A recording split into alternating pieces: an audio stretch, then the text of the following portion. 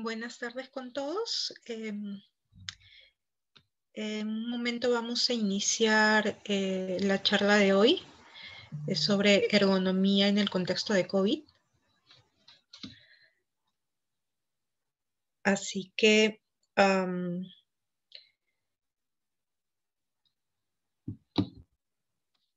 permítanme presentarme. Yo soy la doctora Francis Salazar, soy médico ocupacional. Voy a compartir con ustedes la presentación en estos momentos.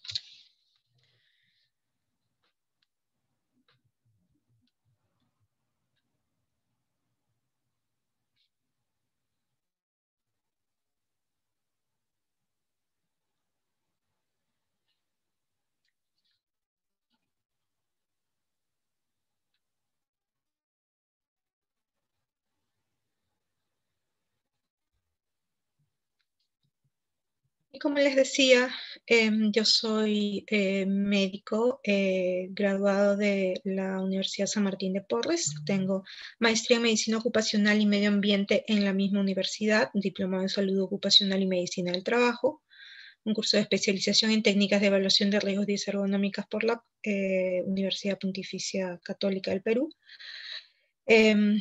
Y 9 años de experiencia en salud ocupacional en diferentes sectores empresariales. Entonces, lo que vamos a hacer hoy es, primero, desarrollar todo el curso.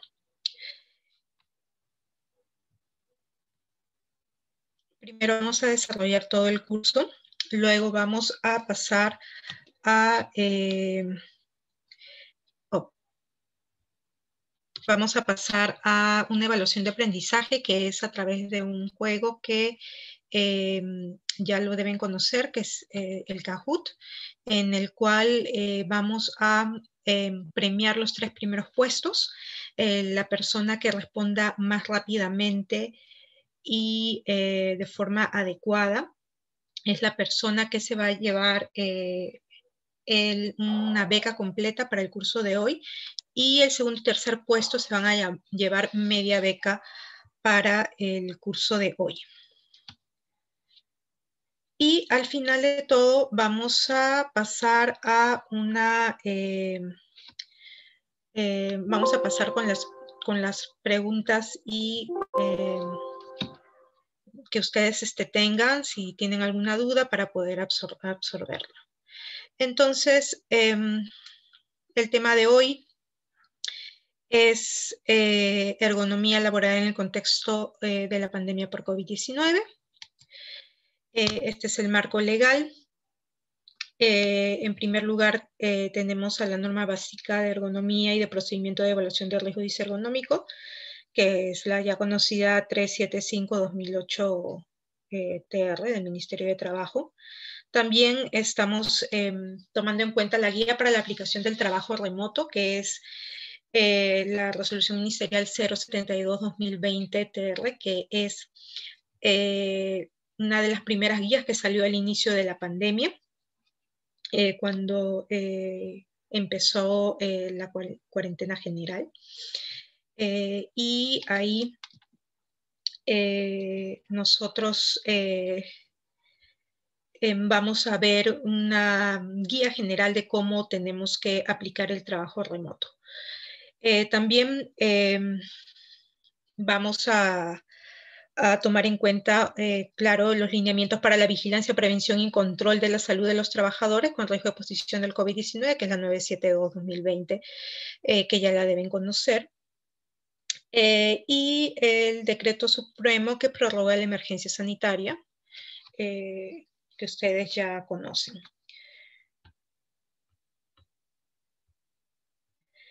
Entonces vamos a empezar con la definición que nos da la resolución ministerial la 375, la norma básica de ergonomía.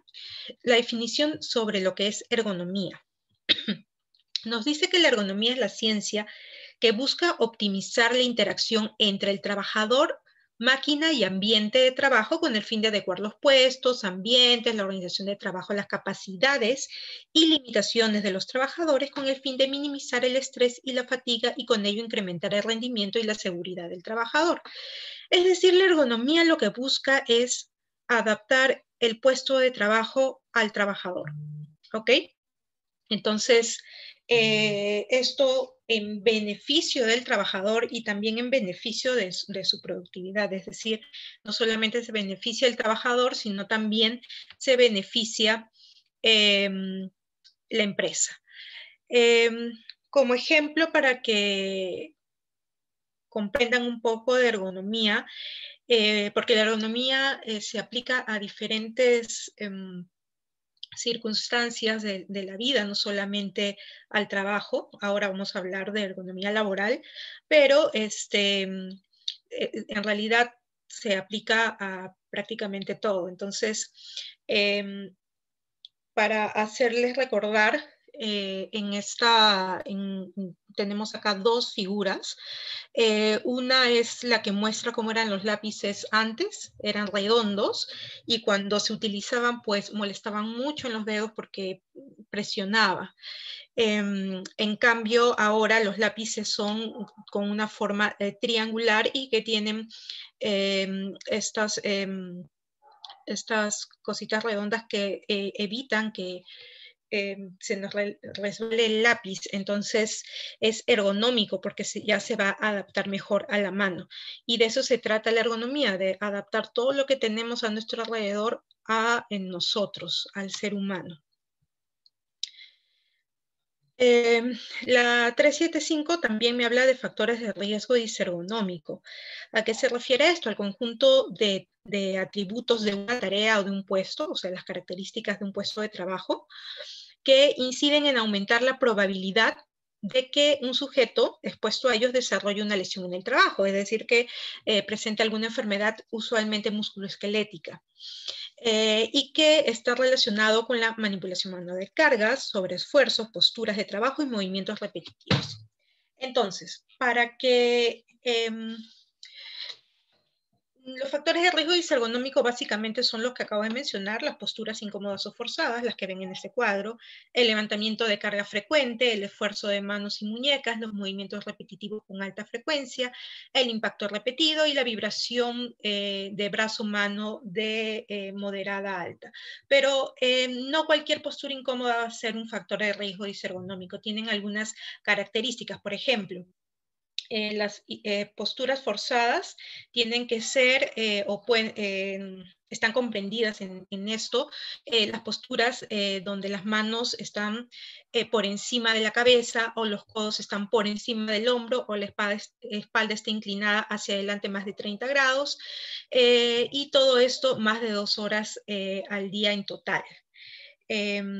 Entonces, esto es para que tengan una visión general de cuáles son los factores de riesgo disergonómico. Vamos a tener otro ejemplo. Por ejemplo, el levantamiento de carga frecuente. No se refiere a que yo en un momento cargué una caja en todo el día y eso es un factor de riesgo disergonómico.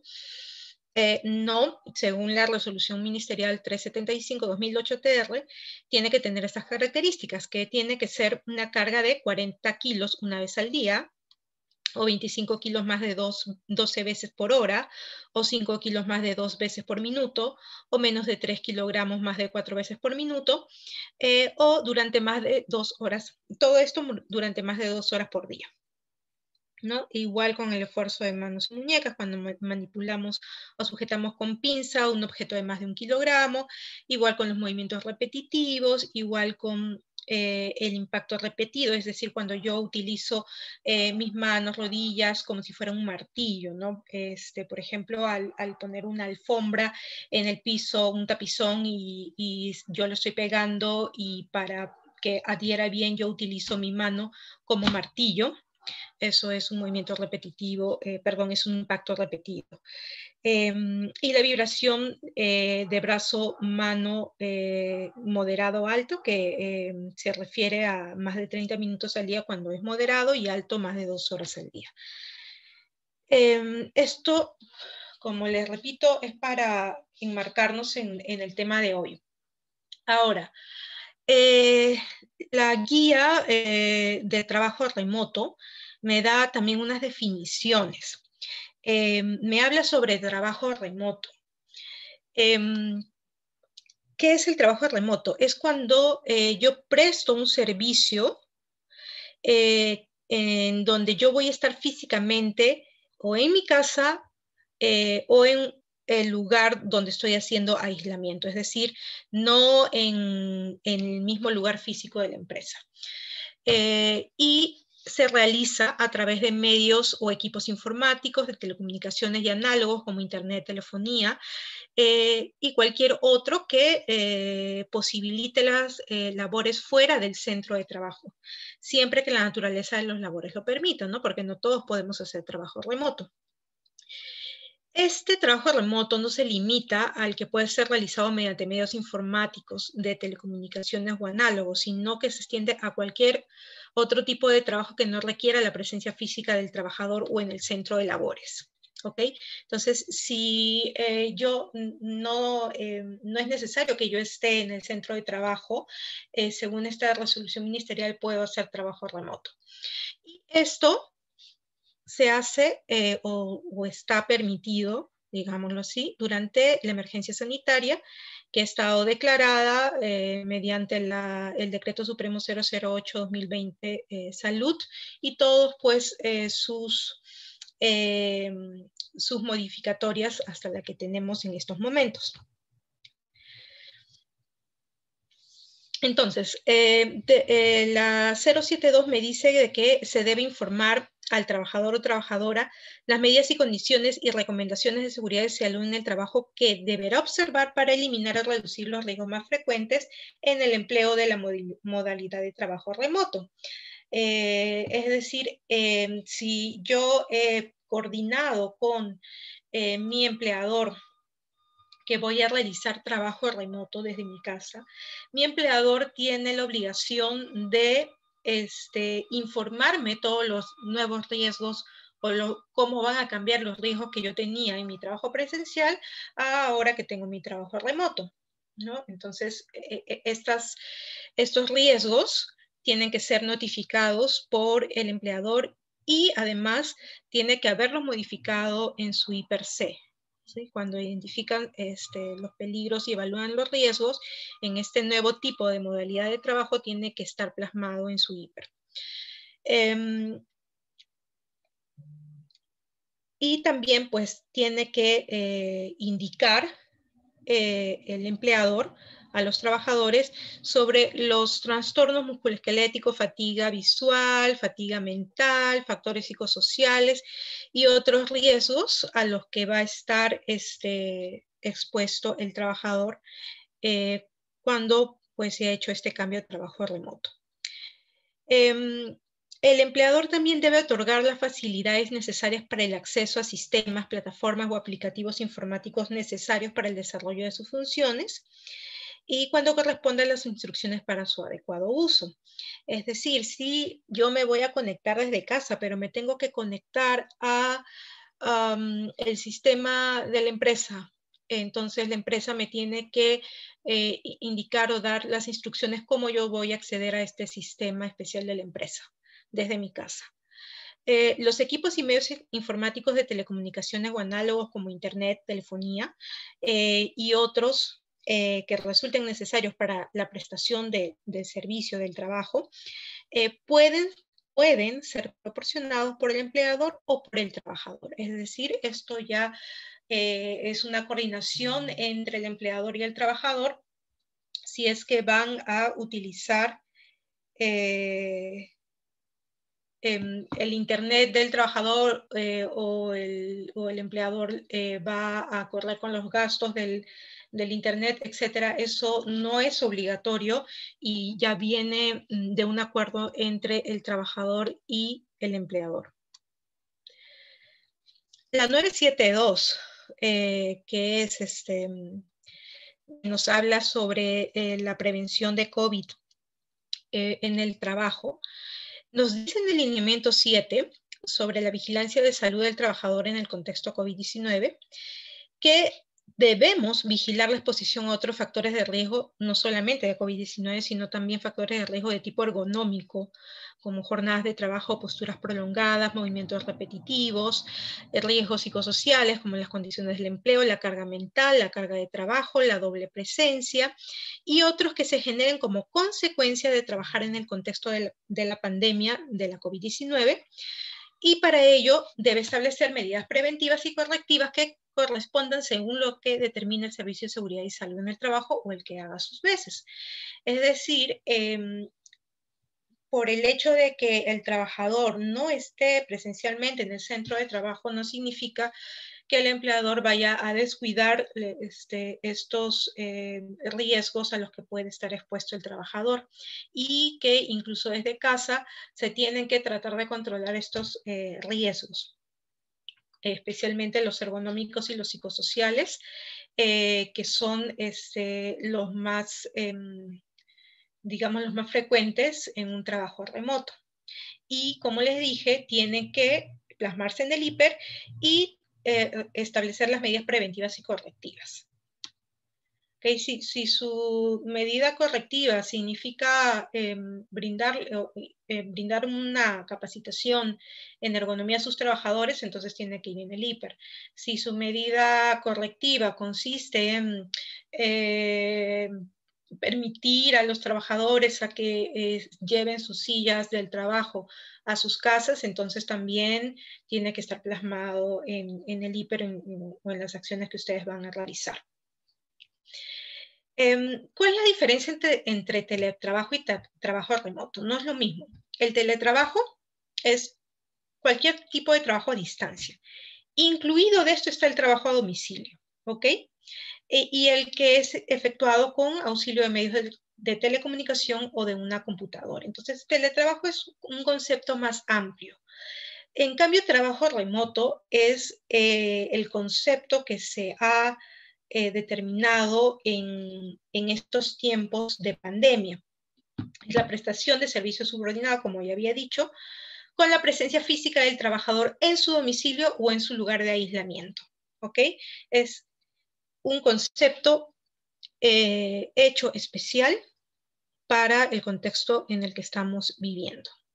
Y teletrabajo es un concepto más amplio, puede ser realizado en cualquier lugar, no es necesario que esté en el centro de trabajo, puede estar en otro establecimiento del mismo centro de trabajo, o puede estar, no lo sé, en una provincia, puede estar en otros lugares que no sea su domicilio. En cambio, trabajo remoto es en el domicilio o en el lugar donde la persona esté haciendo aislamiento.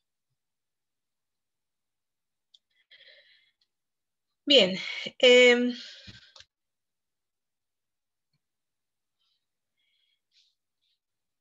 les he traído el material que les voy a compartir. Tiene diferentes fuentes, pero principalmente son tres. Y se las estoy indicando aquí para que si ustedes desean puedan buscarlo, porque está en internet de manera libre. Me parecen muy interesantes y son muy didácticas también. Una de ellas es la Guía de Ergonomía para Trabajo Remoto que elaboró el año pasado la Sociedad Peruana de Ergonomía, que entonces ustedes los buscan nada más como Guía de Ergonomía para el Trabajo Remoto de Sopergo. La otra es la Guía de Buenas Prácticas Ergonómicas para el Trabajo Remoto durante el confinamiento por la COVID-19, que es elaborada por el Ministerio de Salud del Perú. Y la otra son orientaciones ergonómicas para trabajos a distancia con ordenador debido al COVID-19, recomendaciones para el empresario, que es elaborado por el Ministerio de Trabajo y Economía Social de España. Eso también fue sacado el año pasado. Entonces, ¿qué es lo que dicen estas guías? Estas guías me dicen que antes que nada, primero debo fijarme en el entorno ergonómico, en el entorno que va a tener la persona en su puesto de trabajo. Y este incluye el horario de trabajo, el espacio físico en la casa y la concepción del puesto de trabajo. Es decir, qué parte de la casa, en qué parte de la casa yo voy a desarrollar mi trabajo. La iluminación y la ausencia de ruido, la ventilación y el ambiente térmico, la jornada de trabajo y el tiempo de ocio, y esto es muy importante porque se han mezclado como un poco el tiempo de trabajo y el tiempo de ocio cuando se realiza trabajo a distancia. Y las pausas, preferiblemente pausas activas, ¿no? Así como se hacen pausas activas en el trabajo, en el centro de trabajo de manera presencial, también se deben hacer pausas activas en el trabajo cuando estamos trabajando desde casa. ¿Qué me dice la 375 acerca del horario de trabajo? Me dice que el tiempo efectivo de la entrada de datos en computadora no debe exceder el plazo máximo de 5 horas y se podrá permitir que en el periodo restante del día el empleado pueda ejercer otras actividades. Es decir, de las 8 horas de trabajo, 5 horas son absolutamente para trabajo en computadora y el resto es mejor que realicen otras actividades que no sea estar frente a una computadora porque realmente pues es agotador y estamos en una postura por mucho tiempo. Entonces esto es lo que me dice la 375. Además también me dice que la actividad de entrada de datos, ¿no? Como mínimo debe tener una pausa de 10 minutos de descanso por cada 50 minutos de trabajo. Es decir, de 1 hora, 50 minutos yo trabajo frente a la computadora y 10 minutos hay un descanso. Un descanso que puede ser utilizado para las pausas activas, un descanso que puede ser utilizado para caminar un momento, etcétera, ¿no? Y que no serán deducidas de la jornada de trabajo normal, ¿ya? Es decir, estos 10 minutos se cuentan como trabajo. Es un poco difícil probablemente parar 10 minutos cada 50 minutos de trabajo, pero es lo que se recomienda para evitar los dolores musculoesqueléticos, porque en el momento que nosotros estamos sentados en una posición por mucho tiempo, los músculos se comienzan a contraer, la sangre no va a circular bien por la misma contracción del músculo y el músculo se va a oxigenar poco y por lo tanto va a doler. Entonces, si queremos evitar los dolores, es mejor hacer estas pausas para cambiar la postura y el músculo pueda moverse y pueda oxigenarse mejor. Es mejor tener estas pausas de 10 minutos que luego tener un trabajador con cervicalgia o lumbalgia y que pierda pues 2 o 3 días de trabajo. Con respecto al horario de trabajo todavía, en la 072, que recuerden es la guía de trabajo remoto, dice que la jornada ordinaria es la pactada con el empleador antes de iniciar la modalidad remota o la que hubiera convenido en ocasión del mismo. Es decir, si es que va a haber una modificación en la jornada, tiene que conversarse, tiene que pactarse. Y en ningún caso la jornada ordinaria puede exceder las 8 horas diarias o 48 horas semanales, como viene sucediendo muy comúnmente. ¿Ok? Entonces, lo más práctico es aplicar el horario de trabajo que teníamos a el trabajo remoto en casa. Porque se van a respetar pues las 8 horas diarias o las 48 horas semanales. Pero se puede pactar entre el empleador y el trabajador la distribución de los horarios que mejor se adapten al trabajador con un máximo de 6 días a la semana. Es decir, no se puede permitir que el trabajador realice sus actividades laborales por 7 días seguidos a la semana.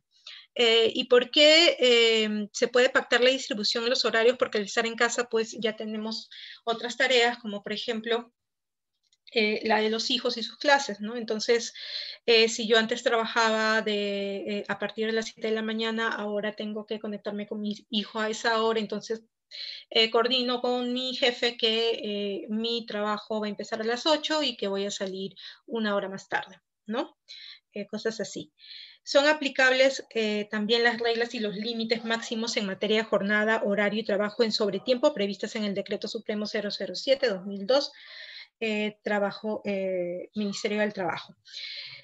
Es decir, igual, si uno se queda más tiempo trabajando, si se queda hasta la noche, esos son horarios extras. Entonces, es exactamente lo mismo que trabajar de forma presencial. ¿Qué recomendaciones tenemos entonces con respecto al horario de trabajo? Porque trabajar en casa definitivamente no es lo mismo que trabajar en el centro de trabajo, ¿no? Se recomienda que se establezca un horario de trabajo, ¿ok? Yo entro a trabajar todos los días a las 8:30 y salgo a las 6:30 de la tarde. Entonces, ese mismo horario, por ejemplo, yo coordino con mi empleador que ese mismo horario voy a respetar durante mi jornada de trabajo remoto. Y también se recomienda evitar trabajar de noche, ¿no? Porque al estar en casa, de repente nos podemos distraer con otras cosas propias de la casa y podemos postergar y postergar y postergar nuestro trabajo. Entonces se alarga demasiado la jornada laboral. Terminamos trabajando de noche, no dormimos bien y al día siguiente nos vamos a levantar cansados y a continuar la misma rutina. Entonces va a ser incluso más cansado que ir a trabajar presencialmente. Entonces debemos evitar trabajar de noche. Se ha visto que entre las 9 de la mañana y el mediodía es la mejor hora para trabajar porque hay mejor predisposición fisiológica para el desarrollo de tareas complejas. Entonces, si yo me voy a organizar en mi trabajo remoto, es mejor que yo establezca que entre las 9 y las 12 voy a realizar las tareas que más concentración me demandan. Y las que son más fáciles las puedo dejar para la tarde. También es muy importante desconectarme para reducir la carga física y mental. Es decir, termina mi jornada laboral y me desconecto del trabajo porque si no, no voy a tener descanso. El horario de trabajo debe cumplirse de tal forma que permita compartir tiempo con la familia. Uno tiene que pensar que el trabajo remoto debe ser en cuestión de horarios tan idéntico como el trabajo presencial. Con respecto al espacio físico, el espacio físico que nosotros escojamos para laborar en casa debe ser lo más parecido al puesto de trabajo que nosotros tenemos presencialmente. Ideal es si nosotros utilizamos un espacio de casa que solamente sea destinado al trabajo, ¿sí? De tal manera que también tengamos esta sensación de que una vez yo abandone este ambiente de casa, yo estoy saliendo del trabajo y me desconecto. Y además también sirve para evitar distracciones mientras yo estoy trabajando y poder hacer mi trabajo de ritmo que siempre lo he hecho y evitar retrasos. Hay que procurar también tener una postura adecuada al momento de trabajar. Tenemos que escoger silla y mesa que me ayude lo más que se pueda para una postura parecida al que yo tendría en mi puesto de trabajo presencial. Por ejemplo, si el teclado queda muy bajo, yo lo puedo poner libros debajo para poder elevarlo. Si mis pies no quedan bien apoyados en el suelo, puedo poner un reposapiés, etc. Entonces, es tratar de adecuar un lugar de su casa solamente para el trabajo y lo más posible parecido a su puesto de trabajo presencial. Entonces vamos a ver qué es lo que nos dice la 375 sobre cómo debe ser el mobiliario. para que yo pueda escoger el mejor mobiliario al momento de trabajar en casa. Ahora, no va a ser un poco difícil que yo compre un mobiliario especial para trabajar desde casa porque es una inversión fuerte. Entonces, lo que vamos a hacer es tratar de adaptar los muebles que yo ya tengo en casa para estar lo más cómodo posible y evitar los riesgos disergonómicos. ¿Qué es lo que me dice la 375? Que debe tener, por ejemplo, una silla ergonómica. Primero que tiene que ser de altura regulable, ¿sí? Que permita que se sube y se baja de acuerdo a mi altura, de tal manera que mis pies queden planos en el piso y que los muslos tengan, estén horizontales con respecto al cuerpo y que en la rodilla yo forme un ángulo de 90 grados o de 110 grados.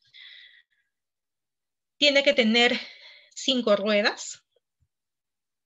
Tiene que tener un tapiz que tenga bordes redondeados para que no se compriman los muslos y me duela o predisponga las varices.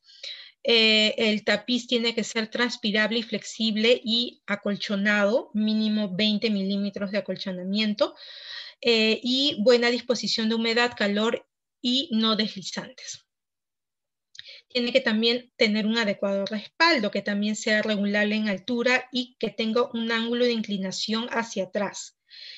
Además que tenga forma anatómica, es decir, que tenga una pequeña protuberancia a nivel lumbar para que se adapte a mi columna, porque ustedes saben que la columna no es recta, es como una S, entonces hay una concavidad a nivel lumbar y para que descanse esta concavidad debe tener este pequeño convexidad en el respaldo de la silla. También debe tener reposabrazos para apoyar y descansar los hombros y brazos y también para poder apoyarme con las manos al momento de levantarme, de sentarme y de cambiar de posición. Entonces, eso es lo que debería tener idealmente una silla de trabajo ergonómica, pero vamos a recordar que estamos en casa y probablemente no tengamos este tipo de silla. Entonces, ¿qué vamos a hacer? Vamos a escoger una silla en la cual yo me pueda sentar con el muslo horizontal y la rodilla en un ángulo de 90 a 110 grados como lo tiene este señor. Y si no tenemos una silla regulable en altura, entonces lo que podemos hacer es poner un almohadón para elevar mi altura. La espalda siempre tiene que estar apoyada, entonces tiene que ser una silla con respaldar. Pero lo más probable es que la silla que yo consiga no tenga un respaldo ergonómico, no tenga esta convexidad de la que estamos hablando a nivel lumbar. Entonces lo que yo voy a hacer en ese caso es colocar, como ven en la imagen, una almohada, pero delgada, porque si yo utilizo una muy gruesa, voy a desplazar el cuerpo hacia más adelante y mis pies o mis rodillas ya no van a estar a 90 grados y voy a estar sentado muy al borde de la silla y voy a estar incómodo. Los pies deben quedar apoyados en el piso y si no alcanzo el piso, pues no es necesario que yo tenga un reposapiés, puedo coger un libro, una caja de zapatos o lo que sea, que sea que me ayude a apoyar los pies de una manera plana. Y tengo que ubicar la silla lo más cerca posible de la mesa para evitar que yo extienda el brazo. Entonces el brazo tiene que estar angulado como se ve acá, ¿no? Si está muy alejado, para poder alcanzar yo el teclado, voy a tener que extender los brazos y voy a hacer mucho esfuerzo en los brazos y los hombros. Tips para escoger la silla correcta. Primero, si yo tengo una silla que puede inclinarse un poco hacia atrás, unos 15 grados, mejor.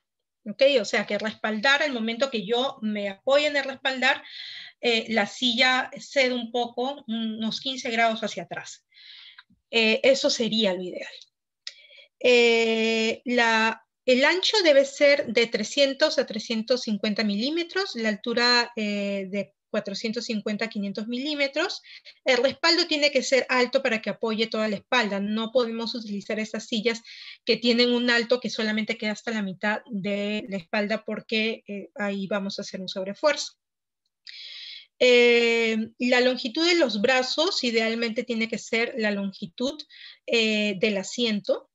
Y esa es un tip muy interesante, que es pararme frente a una silla y escoger la silla la cual el asiento quede alineado con mis rodillas.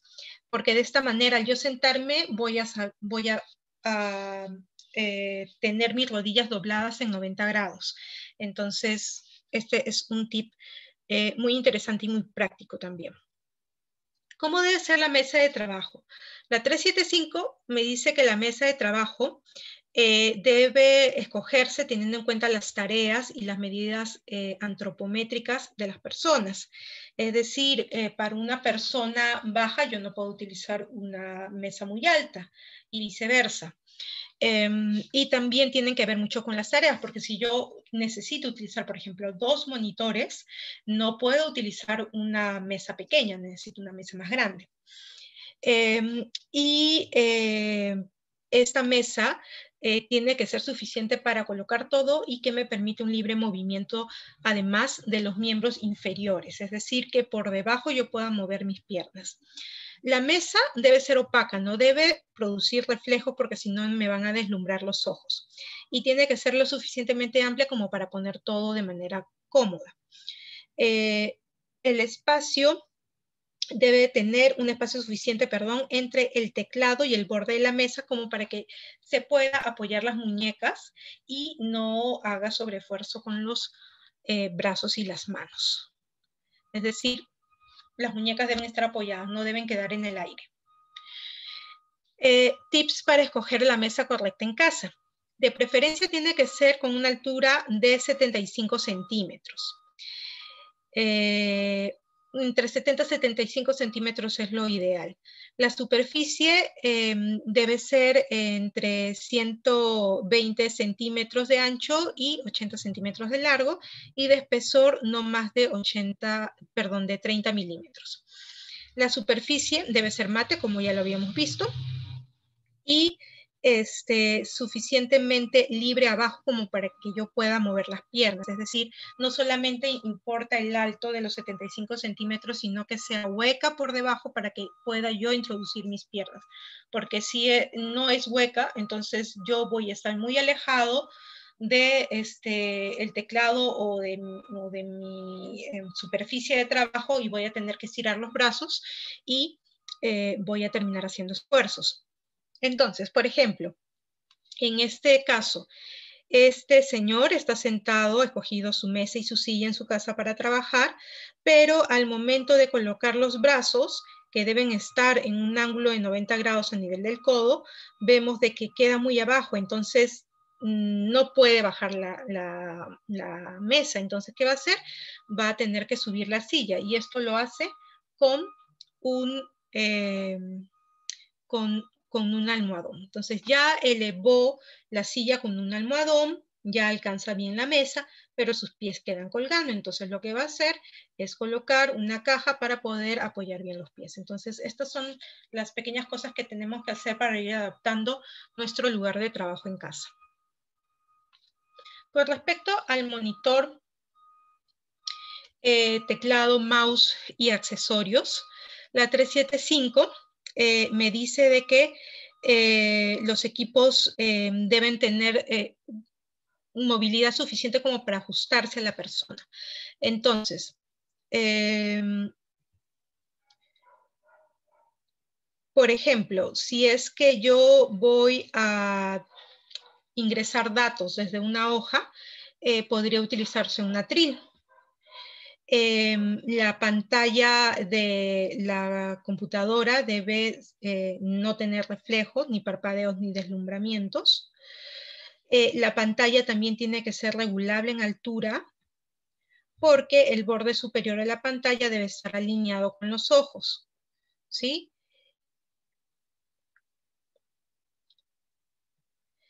La distancia entre el brazo y la pantalla debe ser del mismo largo que el brazo extendido. Es decir, yo frente a la pantalla extiendo mi brazo y a donde llegan mis dedos es ahí donde debe estar la pantalla.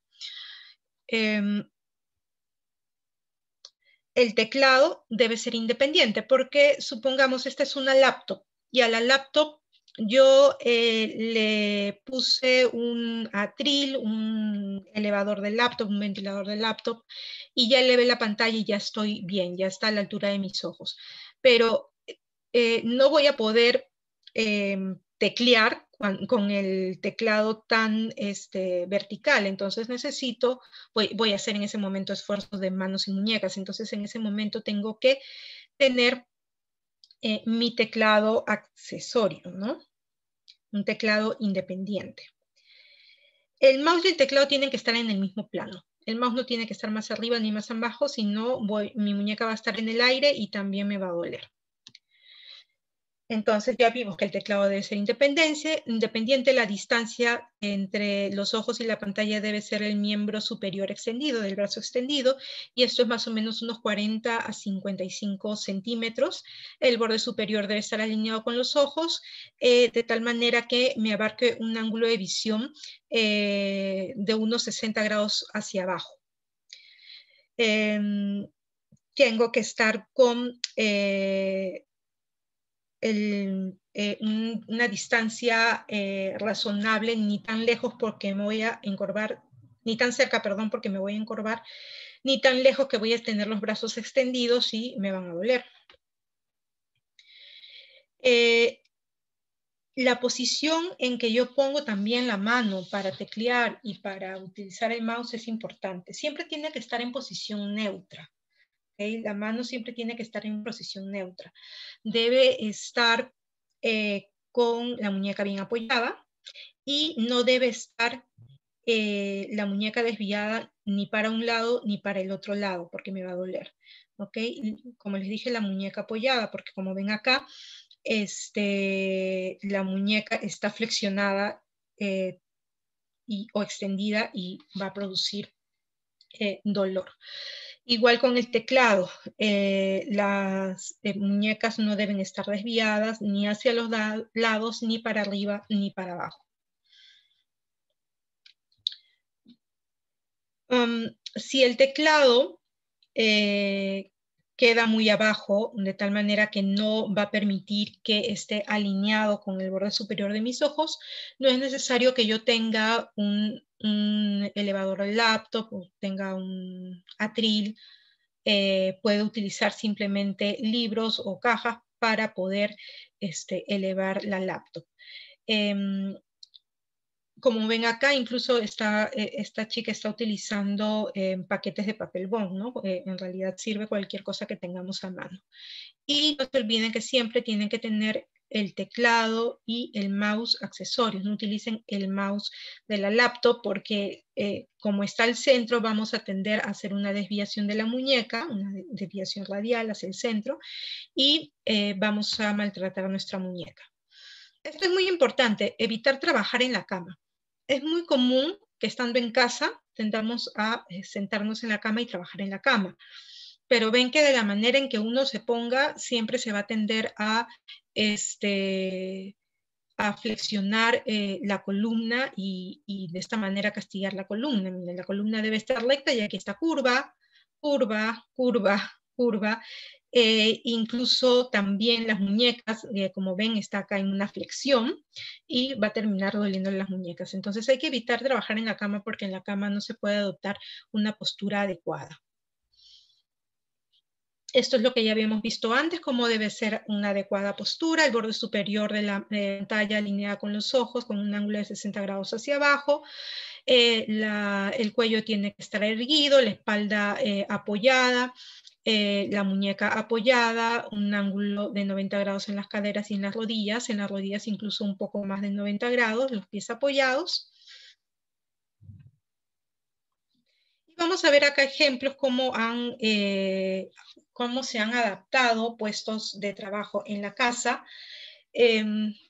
Por ejemplo, esta chica lo que ha hecho es poner una caja y libros, ha puesto un almohadón porque no alcanzaba y una caja para apoyar los pies. Pero también como no es adecuado estar sentado todo el día, entonces ella alterna con trabajando de pie. Entonces se pone de pie y ha puesto cajas y ha puesto cajas para poner el teclado y una canasta y una caja para poner la laptop y que esté a la altura más o menos de sus ojos. Acá lo único que yo observaría es que la muñeca no está apoyada, entonces bastaría con empujar un poco el teclado más al fondo para que la muñeca se apoye. Ahora, la iluminación.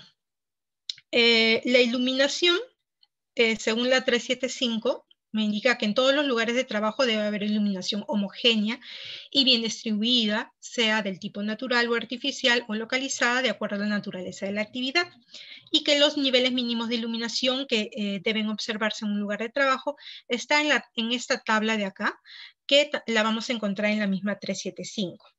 ¿Ok? Entonces, aquí, según el tipo de trabajo que se hace, según la tarea visual, va a haber un mínimo de luxes en el ambiente de trabajo y esto ya se mide a través de monitoreo, ¿no? Un monitoreo de iluminación. Obviamente en sus casos no van a ser un monitoreo de iluminación, pero sí necesitamos algunos tips para tener una buena iluminación en casa. La luz tiene que ser la suficiente como para evitar la fatiga visual, para evitar los reflejos y deslumbramientos de pantalla. Entonces, yo puedo utilizar luz natural o luz artificial, pero de preferencia debo siempre preferir la luz natural y complementar, si es que no tengo suficiente luz, con luz artificial. Las luminarias, si yo me voy a ubicar en mi trabajo, no debo o debo evitar colocarme debajo de donde está la luz, donde está el foco, porque no me van a iluminar bien. Las ventanas, además, deben tener cortinas o persianas de tal manera que yo voy regulando la cantidad de luz que entra, porque en un momento del día la luz del sol me va a llegar directamente a los ojos y me puede producir deslumbramientos. Ahora, debo posicionar la pantalla de mi computadora de tal manera que se eviten reflejos y deslumbramientos. ¿Cómo es esto? No vamos a colocar la pantalla frente a la ventana ni a espaldas de la ventana, porque si yo estoy frente a la ventana la computadora más bien está dándose a la ventana, la luz de afuera va a ir sobre la pantalla y me va a provocar deslumbramiento en la pantalla, no me va a dejar ver bien la pantalla. Y si yo pongo la computadora en contra de la luz, entonces la luz del sol me va a dar a mí en los ojos y me va a provocar deslumbramiento. Entonces, ¿cómo se pone? Se pone perpendicular a la luz, ¿ok? Perpendicular a la luz. Y debemos hacer pausas activas y ejercicios visuales también. Con respecto al ruido, la 375 me indica que en lugares de trabajo donde se ejecutan actividades que requieran una atención constante y alta exigencia intelectual, como los centros de trabajo, los centros de control, laboratorios, oficinas, salas de reuniones, análisis de proyectos, es decir, la mayoría de trabajos administrativos. El nivel de ruido no debe ser mayor de 65, perdón, no debe ser mayor de 65 decibeles, o sea, de 65 decibeles hacia abajo es lo que deberíamos tener. Diferente al ruido que hay en trabajos operativos, cuando uno habla de ruido que puede dañar el sistema auditivo, está hablando de ruido mayor o igual a 85 decibeles. En cambio, este ruido de oficina, que es de 65 decibeles, es más que nada no porque vaya a causar un daño auditivo, sino por el disconfort que produce y evita que las personas se concentren. Entonces, para crear un mejor ambiente de trabajo y que la persona se pueda concentrar bien y no tenga molestias al trabajar, máximo deben haber 65 decibeles. Entonces hay que diferenciar bien el ruido laboral, que es de 85 decibeles como máximo, y el del ruido en un ambiente de trabajo de oficina, que está asociado con el confort, que es de 65 decibeles. En casa lo que yo debo hacer es tratar de escoger el ambiente más silencioso de casa, un entorno donde no voy a, o voy a evitar que entre ruido. Ahora, con respecto a la ventilación y el ambiente térmico, la 375 también me habla sobre la velocidad del aire, ¿no? Esto se aplica bastante al aire acondicionado, que debe ser de 0,25 metros por segundo para trabajo en ambientes no calurosos, de 0,50 para trabajos sedentarios en ambientes calurosos y de 0,75 para trabajos no sedentarios en ambientes calurosos. En los lugares de trabajo donde se usa aire acondicionado, la humedad relativa va a ser de entre 40% y 90%.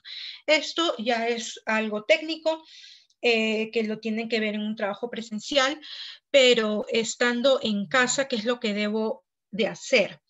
Debo evitar espacios cerrados, porque los espacios cerrados van a acumular bastantes contaminantes. ¿Ok? Debo ventilar bien mi zona de trabajo, tengo que tener las ventanas y las puertas abiertas si de ser posible, pero más que nada las ventanas, evitar corrientes de aire directo y mantener una temperatura entre 20 y 26 grados. Si uso aire acondicionado, debo regularlo entre estas temperaturas.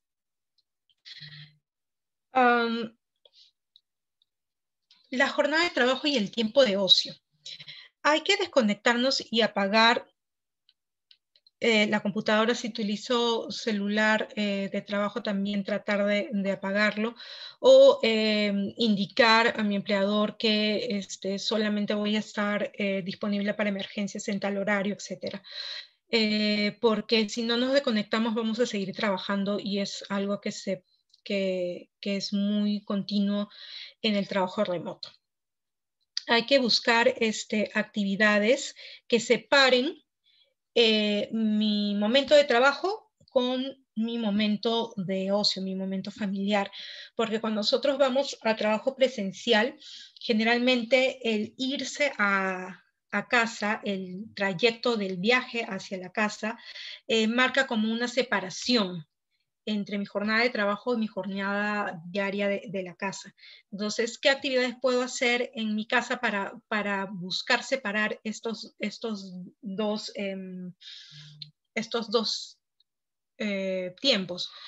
Puede ser, por ejemplo, ducharse o cocinar o cualquier otro, por ejemplo, hacer ejercicios, cualquier cosa que me ayude a olvidarme del trabajo.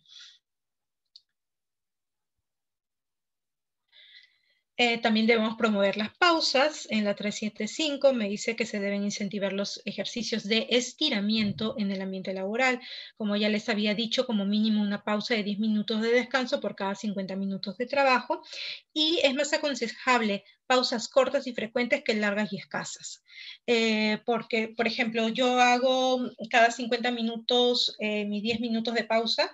Es mejor que yo trabaje de corrido 3 horas y luego haga una media hora, 20 minutos de pausa. No, porque necesitamos pausas más frecuentes para poder hacer que los músculos se contracturen y que fluya la sangre adecuadamente. También tenemos que hacer pausas visuales, y acá hay una regla, la regla del 20-20. Vamos a ver cómo es eso. Esta regla del 20-20-20 significa que yo voy a hacer pausas cada 20 minutos por 20 segundos, mirando a un punto a 20 pies de distancia, que son aproximadamente 6 metros. Entonces, yo cada 20 minutos voy a mirar lejos de mi computadora por 20 segundos. Mantengo la mirada fija en un punto. Y eso va a hacer de que mi vista descanse de la pantalla. ¿Ok? Otras formas de descansar los ojos es al momento que yo alejo mi vista de la computadora, cerrar los ojos, colocar mis manos sobre los ojos sin apretar los ojos para tratar de dar una cierta oscuridad y también mover los globos oculares de arriba hacia abajo, derecha, izquierda, en dirección vertical, en dirección oblicua o movimientos circulares para yo hacer que la lágrima del ojo se esparza por todo el ojo y de esta manera lubricar los ojos, porque si estoy mucho tiempo frente a una computadora voy a tener ojo seco, se me va a secar el ojo.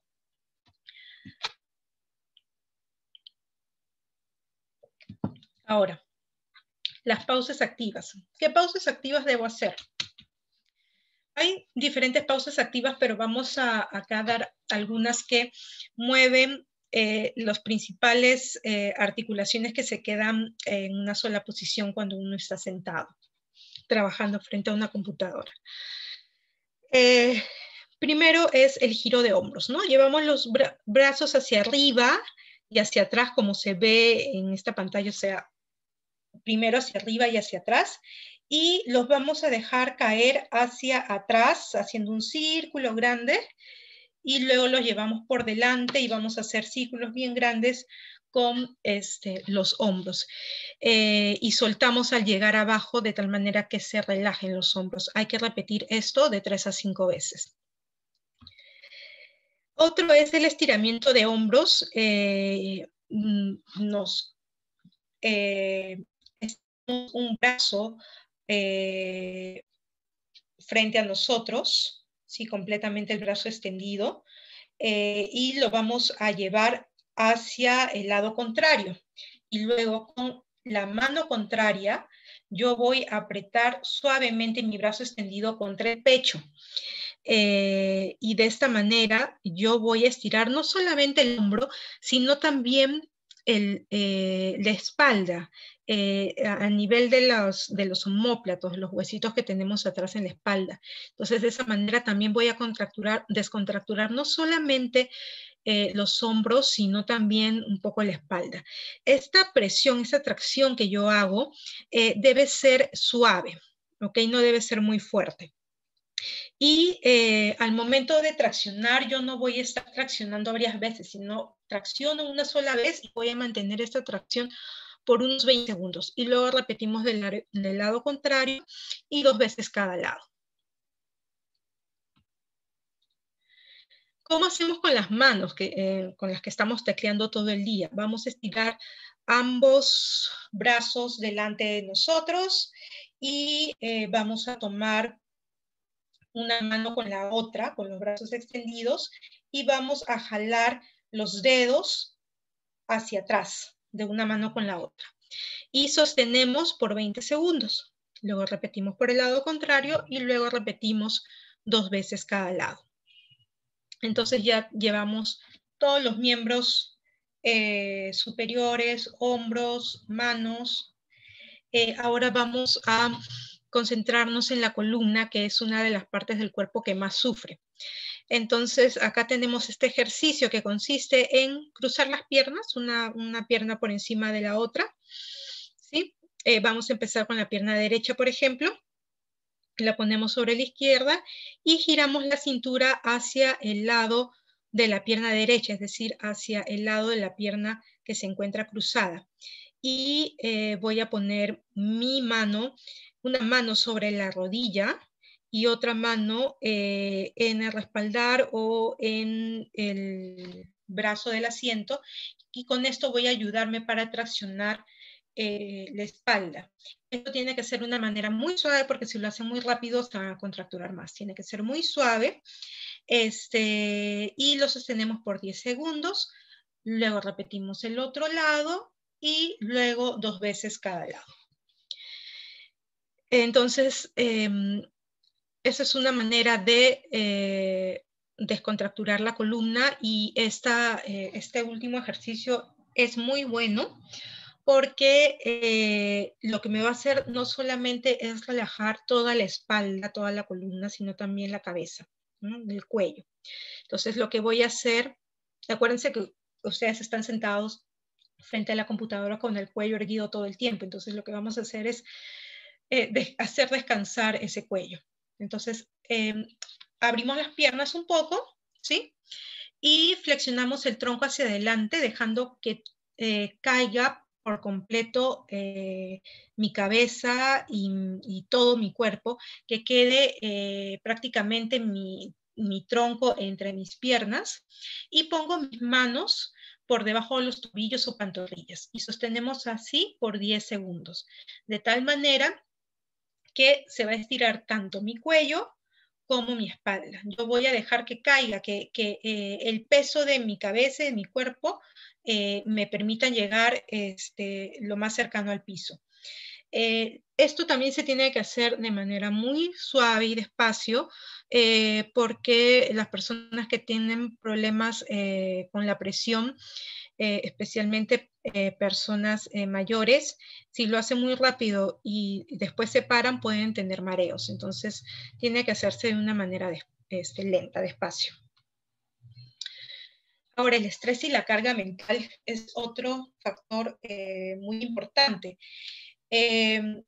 ¿Cómo yo trato de manejar el estrés? Primero, es bueno alternar tareas de alto estrés con las de bajo estrés, para no, digamos, cargarme de una tarea muy estresante que me pueda producir ansiedad. Hay que evitar trabajar varias cosas a la vez, porque estoy haciendo una sobrecarga de información a mi cerebro. Entonces, concentrarme en tarea por tarea y terminar tarea por tarea, porque mientras yo voy terminando una tarea, yo ya voy teniendo una sensación de logro, de que estoy avanzando. En cambio, si quiero avanzar varias cosas a la vez, me voy a demorar más y voy a sentir esa sensación de que las cosas están incompletas, ¿ok? Y que no avanzo. Tenemos que organizar adecuadamente el tiempo y las tareas, ¿no? Por ejemplo, decir de tal hora a tal hora, o en la mañana me voy a dedicar a esto y por la tarde voy a hacer esto otro. Tratar de mantener los horarios de trabajo habituales, como ya les había dicho. Si yo entro y salgo a esta hora, también lo voy a hacer en mi trabajo en casa. Y evitar distraerse con las redes sociales, porque en casa es más fácil estar mirando el celular, es más fácil estar mirando la televisión, entonces me voy a distraer y voy atrasando el trabajo, voy a terminar más tarde, y además con todas las noticias, las malas noticias que hay, yo también me voy a sobrecargar y me voy a comenzar a sentir cada vez peor. Eso era en el trabajo remoto. Ahora, les he traído también un poco sobre el trabajo presencial, porque si bien el trabajo remoto ha sido el principal cambio a nivel de muchos trabajos, el trabajo presencial también ha constituido un cambio. Ya no estamos trabajando de la misma forma que lo hacíamos antes. Ahora utilizamos mascarillas, protectores faciales, utilizamos mamparas de seguridad, de división. Los horarios no son los mismos, el aforo es limitado, etc. Entonces, estos cambios en el trabajo presencial también tienen que adaptarse a los diseños ergonómicos. Por ejemplo, los EPPs como mascarillas o escudos faciales pueden generar calor en la zona que cubren, y esto especialmente en verano, y muchos se habrán dado cuenta. Esto no va a hacer que aumente mi temperatura corporal, pero sí van a hacer que yo tenga mayor percepción de calor y disconfort. Tener la mascarilla no va a ser de que mi temperatura, que estaba en 37, pase a 37.5 o a 38, pero sí me va a producir bastante molestia y yo voy a tener mayor sensación de calor. Y además, esta sensación de calor y disconfort me va a causar estrés y ansiedad. ¿no? Más personas que no están acostumbradas y que tienen problemas de ansiedad. Y también puedes predisponer a que yo no me hidrate adecuadamente, porque si estoy con la mascarilla todo el tiempo, pues va a ser menos las veces en que yo voy a tomar agua, tomar líquidos. Cuando los EPP se llevan de cuerpo entero, por ejemplo, los médicos que están en UCI, ellos sí pueden tener aumento de la temperatura corporal y deshidratarse más rápidamente.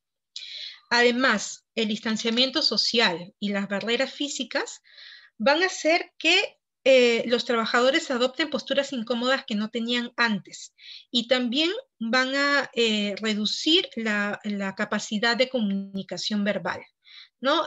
Ahora que todo el mundo usa mascarilla, la gente no entiende bien, no escucha bien, siempre te tienen que repetir las cosas, entonces esto también dificulta el trabajo.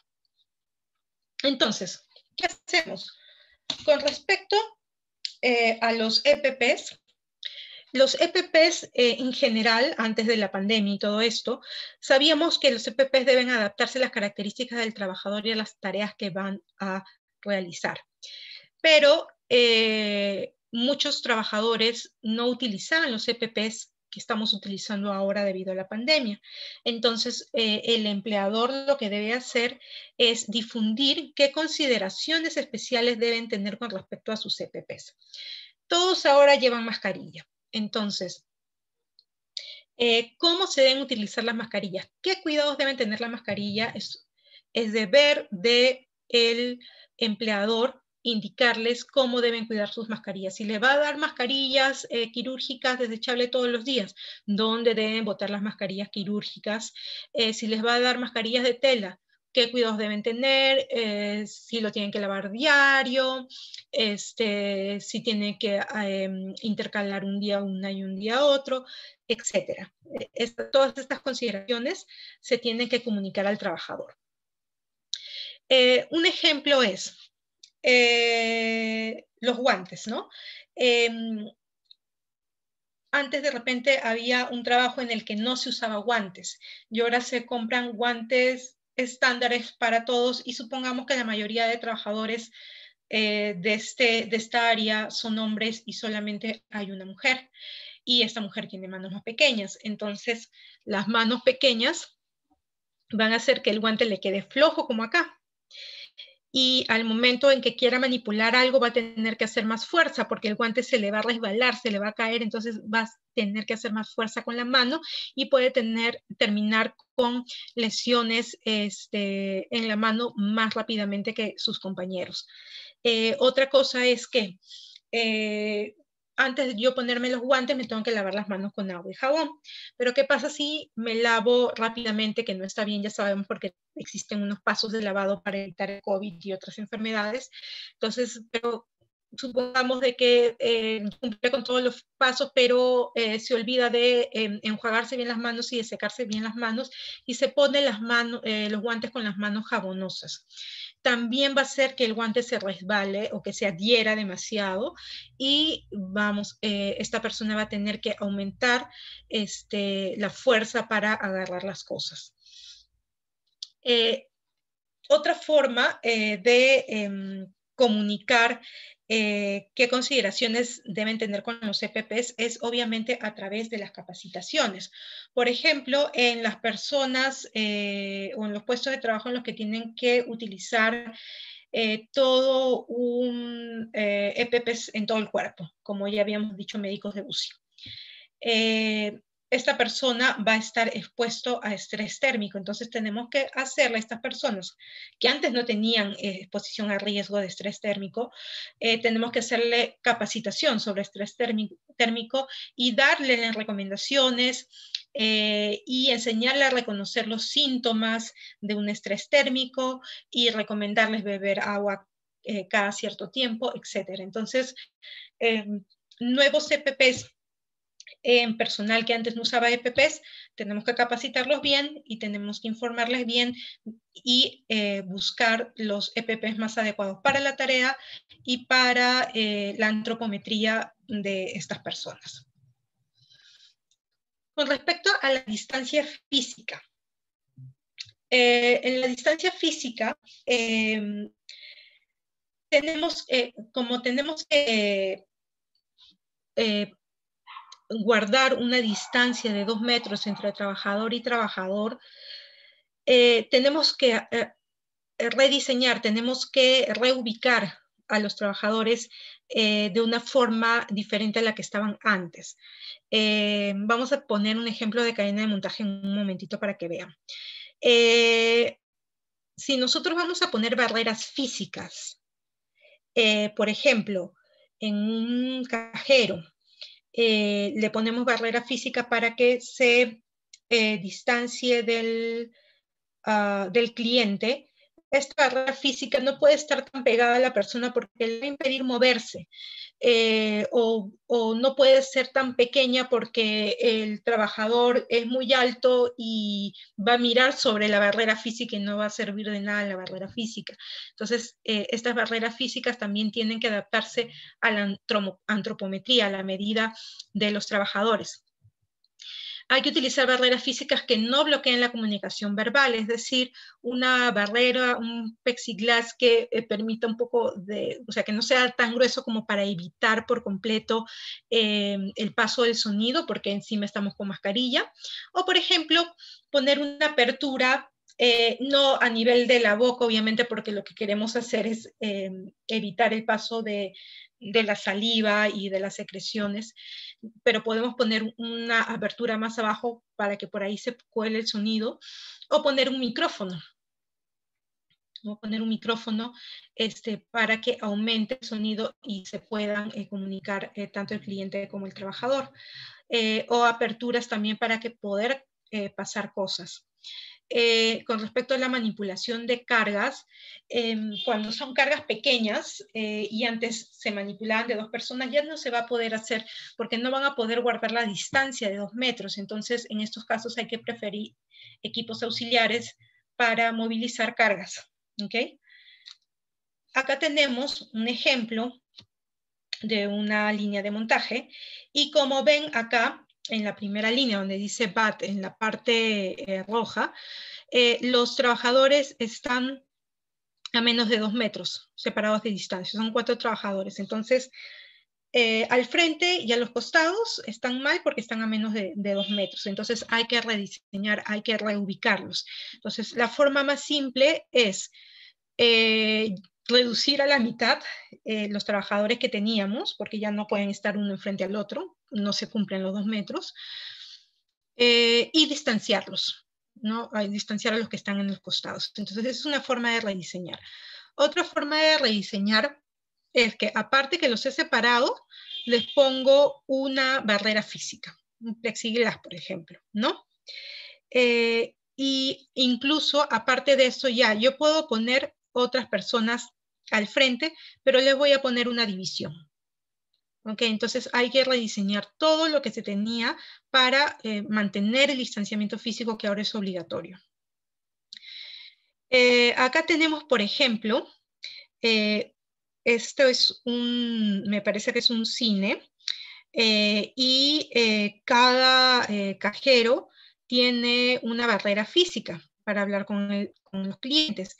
Sin embargo, esta barrera física tiene en la parte inferior un espacio por donde se puedan pasar las cosas o por donde se pueda colar el ruido, y además no es completo, es solamente frente al trabajador y el cliente, y por los lados también puede pasar cosas y también puede hablar.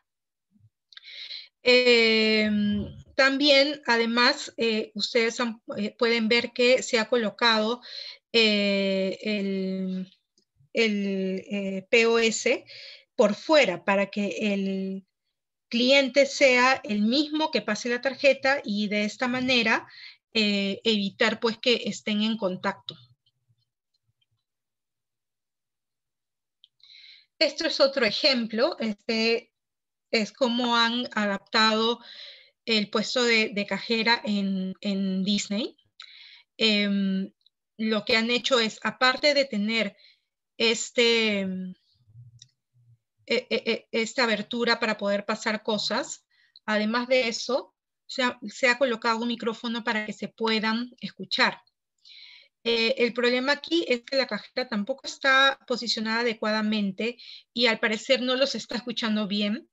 Y eso es una de las fallas que pueden haber. Al momento de no poder escuchar bien, lo que vamos a hacer es adoptar posturas incómodas. Como ven acá, la cajera se está inclinando hacia adelante para poder escucharlos bien y está adoptando ya una postura incómoda. Y esto no solamente con esos clientes, sino que con todos los que van pasando. Sin embargo, este micrófono debería mitigar eso.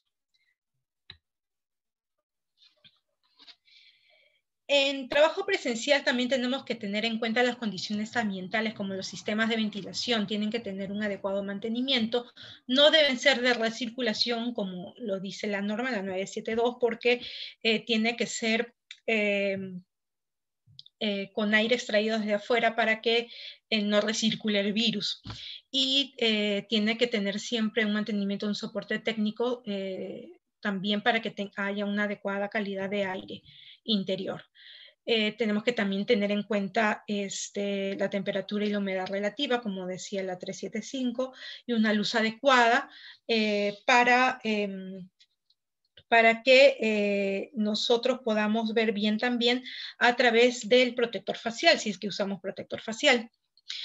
Las pausas y descansos. Como nosotros estamos utilizando EPP, nos podemos cansar más rápidamente, nos podemos agotar más rápidamente, vamos a sentir más sofocación con la mascarilla, entonces se pueden aumentar las pausas. Si antes hacíamos pausas cada 2 horas, pues ahora hacemos pausa cada hora, para que la persona pueda primero descansar del trabajo que está haciendo, especialmente si es operativo, y tal vez irse a un ambiente donde no hayan personas, por ejemplo, los servicios higiénicos, para quitarse la mascarilla, lavarse la cara, refrescarse y volverse a colocar la mascarilla. ¿Ok? Y también tenemos que tener las pausas para los estiramientos musculares, como ya habíamos visto, las pausas activas, porque vamos a tener nuevas posturas inadecuadas por el uso de los EPPs, como habíamos visto en el caso de esta trabajadora. Y bueno, eso es con respecto a el tema de hoy. Ahora vamos a pasar a la evaluación, que es a través del Kahoot, por lo cual yo los invito a ingresar a este link, que es kahoot.it, kahoot.it, y les va a pedir un PIN, que en unos momentos yo les voy a indicar cuál es. Y les voy a proyectar una pantalla con una pregunta. Cada respuesta va a tener una figura geométrica y un color, pero lo que ustedes van a visualizar al momento de entrar al kahoot.it no va a ser esta pantalla que yo les voy a presentar, sino solamente van a ver el color y la figura geométrica. Entonces, si por ejemplo piensan que la respuesta es el verde con el cuadrado, entonces ustedes solamente van a marcar verde con cuadrado. ¿Sí? Entonces, permítanme compartirles el Kahoot.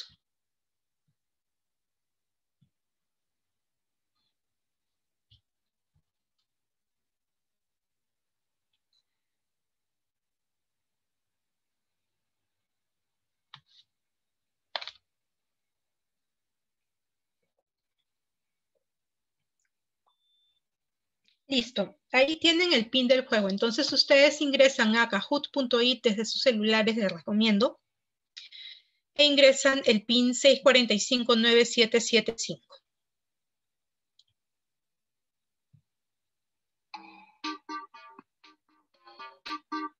Ok, vemos a Úrsula y Ramírez que ya han ingresado. Vamos a esperar que se unan más. Kenny, Cristian Zapata,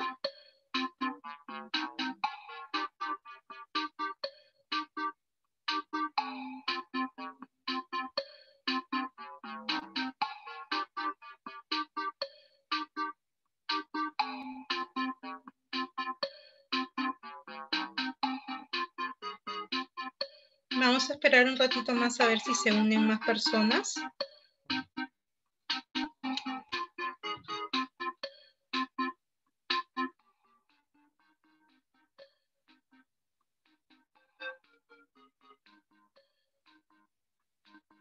Rosemary.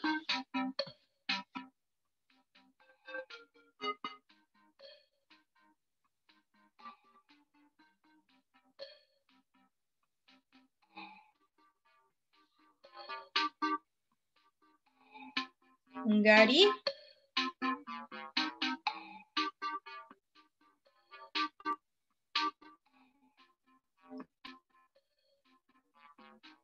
Azucena. Jocelyn.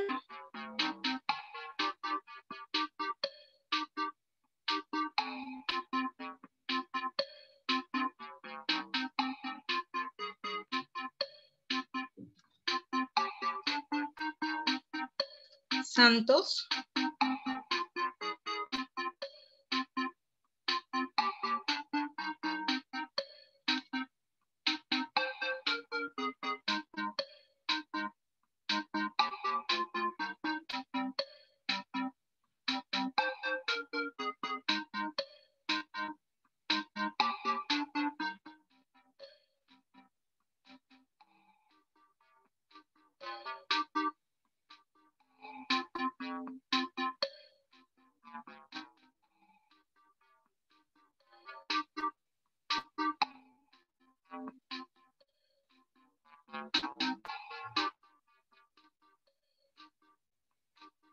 Ashley.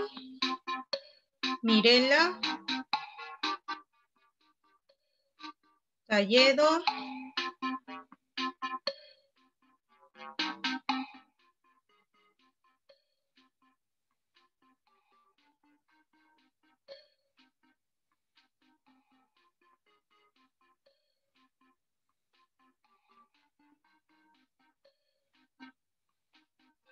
Ok, vamos a empezar. Pueden unirse también después de esto. ¿Verdadero o falso? ¿El teletrabajo es lo mismo que trabajo remoto? ¿Teletrabajo es lo mismo que trabajo remoto?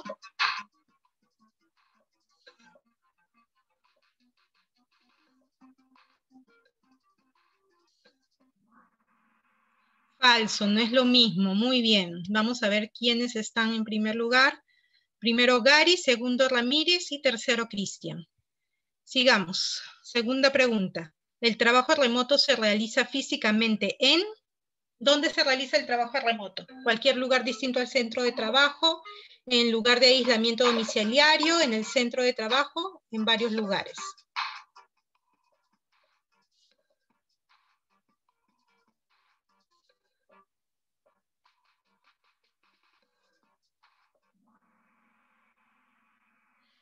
En el lugar de aislamiento domiciliario, muy bien. Acuérdense que el trabajo remoto es un concepto de pandemia, por lo tanto es en el lugar de aislamiento domiciliario, en la casa. En cambio, teletrabajo puede ser en cualquier lugar diferente a un centro de trabajo. Gary sigue en primer lugar, Ramírez en segundo y Kenny ha subido al tercer puesto. Siguiente pregunta, la tercera. ¿Cuál de estas es la silla más ergonómica? ¿Cuál de estas es la silla más ergonómica? ¿Cuál se adapta mejor?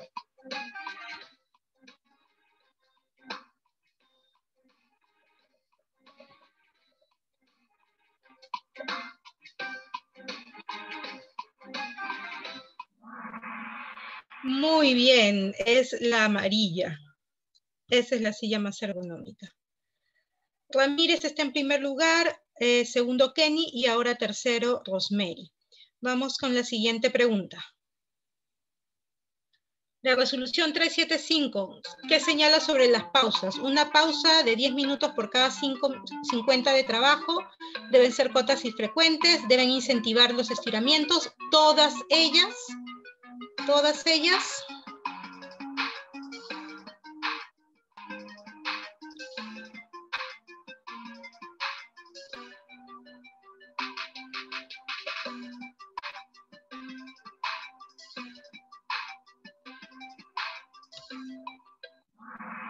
Todas ellas. Sí, les había mencionado que es una pausa de 10 minutos por cada 50 minutos de trabajo, pero también les había mencionado que tienen que ser cortas y frecuentes. Vamos a ver quién está en primer lugar. Ahora Cristian Zapata está en primer lugar, segundo lugar Ramírez y tercer lugar Kenny. Siguiente pregunta, la 5. ¿Qué agregarías para mejorar la postura? En esta imagen, ¿qué agregarías? ¿Una caja con reposapiés, un almohadón con apoyo lumbar? ¿Las dos? Ninguna. Una, las dos, ninguna. ¿Cuál ponen?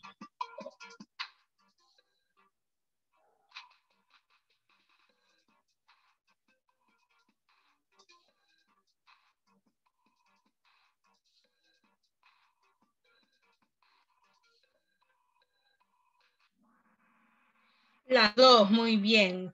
Esta persona estaba con los pies en el aire, así que había que ponerle una caja y en la espalda estaba doblada, así que tenía que tener un apoyo lumbar. Muy bien. Sí, en primer lugar Cristian, segundo Ramírez y tercero Kenny. Sexta pregunta, ¿la pantalla en esta imagen está bien ubicada? ¿Está bien ubicada esta pantalla? Fíjense los ojos. ¿Cómo están los ojos? ¿Está bien? ¿Está mal la pantalla?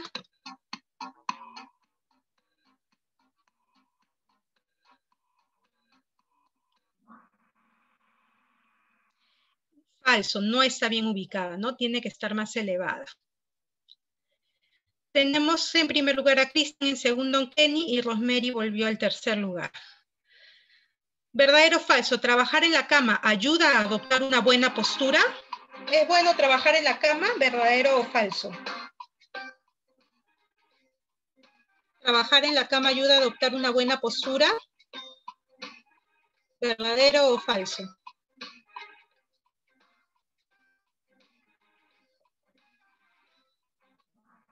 Falso. Trabajar en la cama es muy malo para nuestra postura.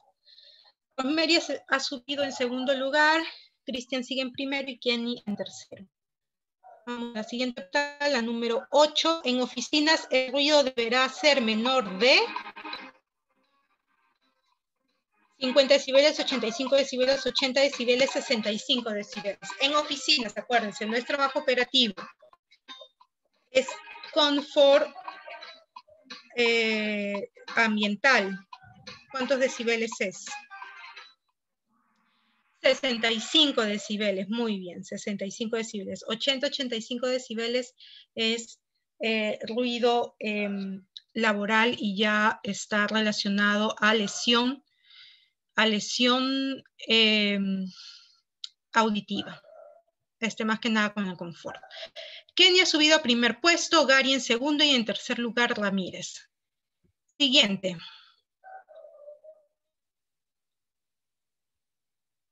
La pregunta 9. En las pausas visuales, la regla del 20-20, ¿cuál es? Cada 20 minutos enfocar y sostener la mirada por 20 segundos. Cada 20 segundos enfocar la mirada y sostener por 20 minutos. Enfocar por 20 minutos un punto lejano. Descansar la mirada por 20 minutos. ¿Cuál es la regla? Ahí la misma foto lo dice.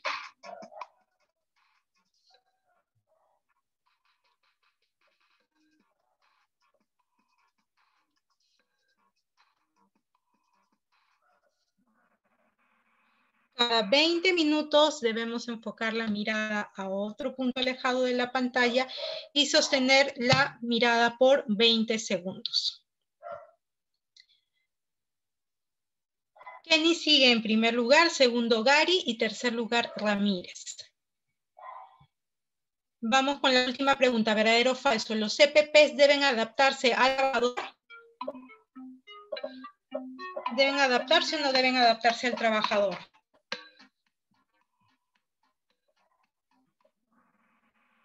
Se lo contestaron rápido. Muy bien, deben adaptarse al trabajador. Entonces vamos a ver quién gana el primer puesto hoy. En tercer puesto está Cristian. En segundo puesto Ramírez. Y en primer puesto Kenny. Muy bien, felicitaciones a los tres. Kenny se gana una beca completa para el curso de hoy. Ramírez y Cristian se dan media beca para el curso de hoy. Listo. Entonces, vamos a dejar de compartir la pantalla. Ahora quisiera saber si es que tienen alguna pregunta para poder absorber las dudas.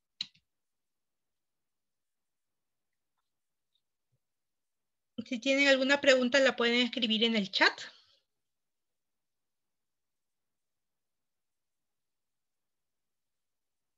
Creo que ha estado bien claro. Si es que no tuvieran... a ver, ¿de qué manera se hace el monitoreo? Dice María.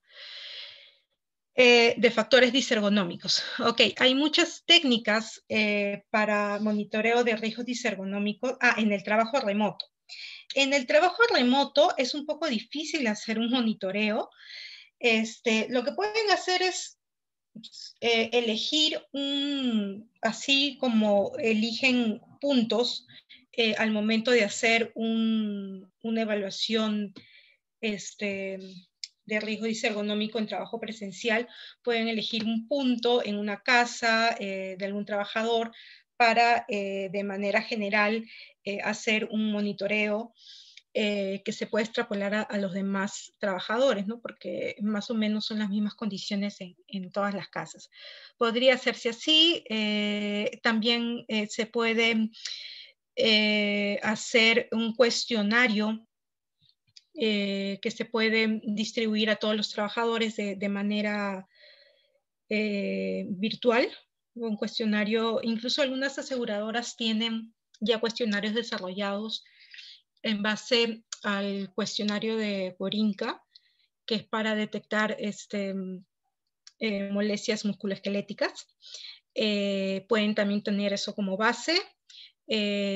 O también cuestionarios sobre cómo están desarrollando sus labores, si es que tienen la computadora, una laptop que no le han puesto en ningún soporte abajo, si tienen una mesa no adecuada, etcétera, ¿no? Entonces, aparte de eso, también pueden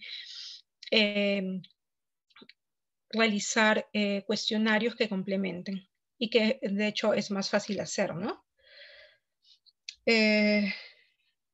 Jover dice, ¿tendría alguna estructura de elaboración de plan de seguridad mental o qué puntos considerar? Ok, el plan de seguridad mental ha sido ya un curso especial dentro de SIG Solem. Si es que quieren acceder a él, a este curso, pueden comunicarse con al WhatsApp de SIG Solem. Incluso ha sido dado por una psicóloga que es experta en este tema, entonces eso sería lo más adecuado. ¿Alguna otra pregunta? ¿Todo está conforme? Si no, ya saben, si es que en este momento no tienen ninguna pregunta y se les ocurre una pregunta más tarde, pueden hacérmela llegar a través del WhatsApp de SIG Solem y con mucho gusto yo puedo resolver cualquier duda que tengan. Muchas gracias a todos por acompañarnos. Que tengan muy buenas noches y hasta luego.